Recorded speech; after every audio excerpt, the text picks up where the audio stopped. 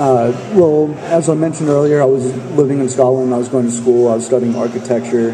At the same time, I was working as a bike messenger. I was slowly finding that staring at a computer screen all day long was not what I enjoyed. But I was still pretty keen designing things and making things with my hand. And I kind of enjoyed that process more than staring at a computer screen. And after school was over, I spent a year working full-time as a messenger. And so it was like riding bikes and being with bikes was just like 24/7. And we pretty much did everything for our own bikes. Like, they weren't fancy bikes, they're all fixed gear bikes, so you didn't have to know a whole lot. But kind of half out of just wanting to learn how to do things and half out of poverty, we built all our own wheels, we painted all our own frames, we put bikes together for ourselves and our friends. So it's just this process of like learning different steps of how a bike comes together. And while this was going on, at the time, this was kind of, at least in Scotland, this was before the whole fixed gear thing really blew up, and like we could count, we could name everyone in the city that had a track bike, because it was just the messenger guys, or there wasn't even that many people really commuting at the time. And so it was a pretty small circle, and my friends were finding all these really great vintage British track bikes from old British builders, like Bob Jackson's and Dave Yates and lots of just old British builders. And I wasn't as fortunate. I could never find one my size because I'm a little bit smaller. And so I was riding around on a little bit more of a modern kind of single speed bike, and so seeing all these really beautiful old bikes being unearthed and like taken care of and being put back into use, and and like it was really easy to recognize the craftsmanship in these old bikes. And so it just got me thinking. It's like, at the time I had no idea I was so naive, I didn't think people still made bikes in outside of Southeast Asia, So I was like, I'm like, why does no one make bikes anymore? What, because I just saw the bikes in the bike shop that were, Treks and Specialized, and and it's like, I thought they all just came from Taiwan. Like, why does no one do this anymore? And like, so it was looking back, kind of the same experience as always. Like, it was a pretty naive jump to take. It was like, well, why the hell don't I make bikes then? So I was like, well, I come from a design background. I'm pretty infatuated with bikes. Why don't I just kind of combine the two, and then I can provide people with homemade bicycles, so they don't have to get a bike shipped over from overseas. And so that's kind of what that decision was kind of the leap. And then after that, I started looking into it and seeing how I could learn. And I saw that there's a couple of people that taught how to build bikes. So actually, I moved back to the States to do that. And I went to Yamaguchi school and learned how to build. I built a track frame with him. And from that, I started realizing that, people still actually do make handmade bikes, and just started getting as much information as I can, like gathering my materials and my tools, and started building it up from there. So most of you kind of touched on this, is learning how you got to learning the craft. Some people decide to be builders, full custom builders, meaning any idea that walks in the door you build. And some people decide to specialize in particular kinds of bikes. What style do you tend to gravitate towards, if any, and why is that?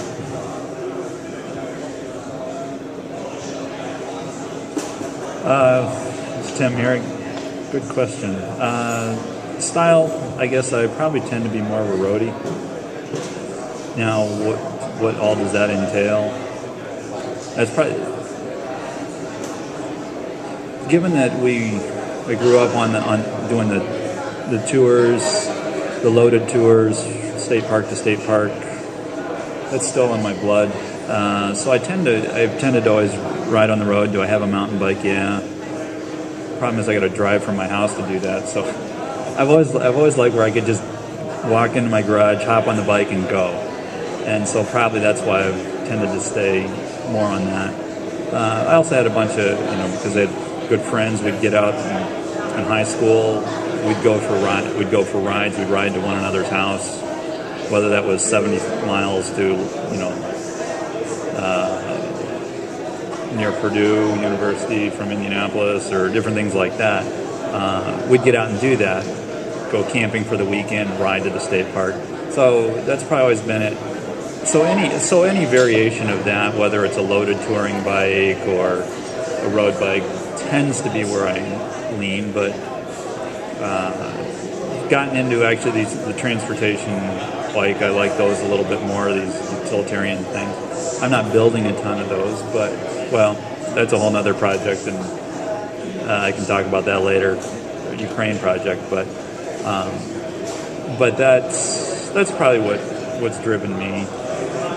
Could I build a mountain bike? Will I build a mountain bike? Yeah, but that's what I've done. This is Cody again.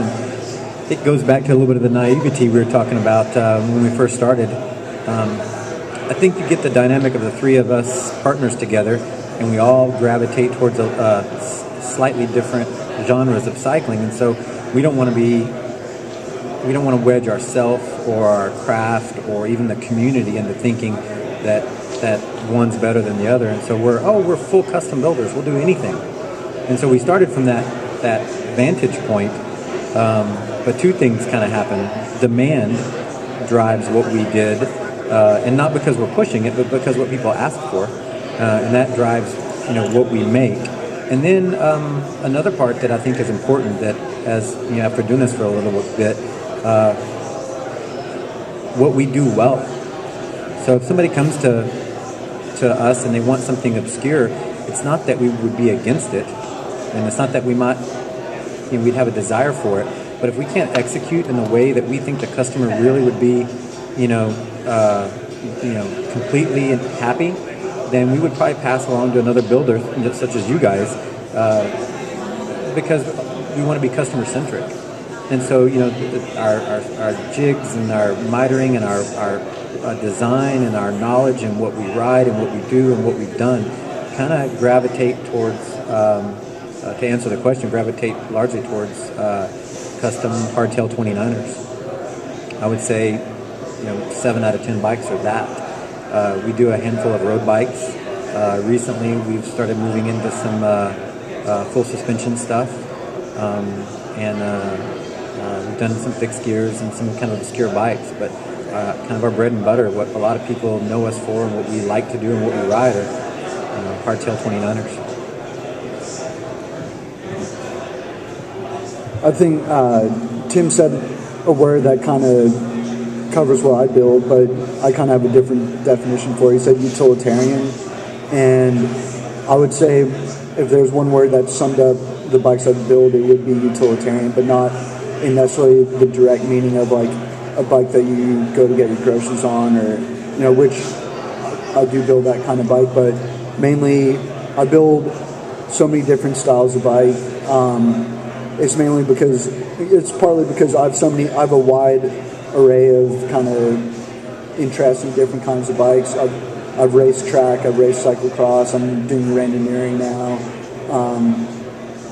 So I always I'll build myself a bike for these events, and but utilitarian in the sense that these bikes are going to get used and get ridden in whatever way the customer wants to use the bike, and so far I have taken on a few kind of odd jobs that at the first glance is like I don't know about this, it's a bit out there, and and you know, it's not that I shouldn't, like, I'm glad I took on these jobs, and they turned out really well, and but I wouldn't have taken them on if I knew I wasn't capable of doing them. You know, like, I've got a 20-inch wheel travel bike in my booth. That was a really bizarre bike to build, and it, you know, took a lot of design work and a lot of just, like, you know, and then the mechanics of actually building the bike were something else as well. And I knew I could do it. You know, once I started designing it, I knew it was possible to make, and so I didn't shy away from it. But it did take a lot more than just building a standard bike. A few weeks ago, I had a special order for a fork for a guy that's ranked 12th in the state for road racing, and he wanted a 24-inch wheel time trial fork. And there's going to be a 700C wheel on the back, and he was going to put a 24-inch disc wheel on the front. And he had one race left this season, and it was a series, and he wanted to win the time trial, and had it in his head that if he put a 24-inch wheel on there, that would be the ticket. And so there's a carbon frame. They obviously don't make 24-inch wheel carbon forks. So, you know, he was put in touch with me. He also wanted it extremely aero. So what ended up happening was the only piece of bike tubing I used was a steer tube. The blades were aircraft airfoil tubing. I handmade the crown. I handmade the dropouts. And then I also had to design and build it in a week, which so which is a short period of time. Well, a normal fork you can knock out very quickly. You know, like a day or so you can knock one out. But you know, the guy, you know, it was such a crazy project, and I kind of learned what, you know, they say everyone has a price. I kind of learned what my price was. Did you charge enough? Well, no, but if I had to build that fork again for someone else, I would still charge the same price, but I would ask for 3 weeks. Okay. But you know, I knew I could make that fork, and I like these, you know, kind of outdoor projects because they really push your limits as a builder. And honestly, like, after I finished that fork, the next day I built 3 more regular forks, and it was like the easiest thing I ever did in my life. You know, so I enjoy these kind of obscure projects, but you know, at the same time, if it's not something I can do, then I'll pass it on to someone I know that can do a better job. Sure.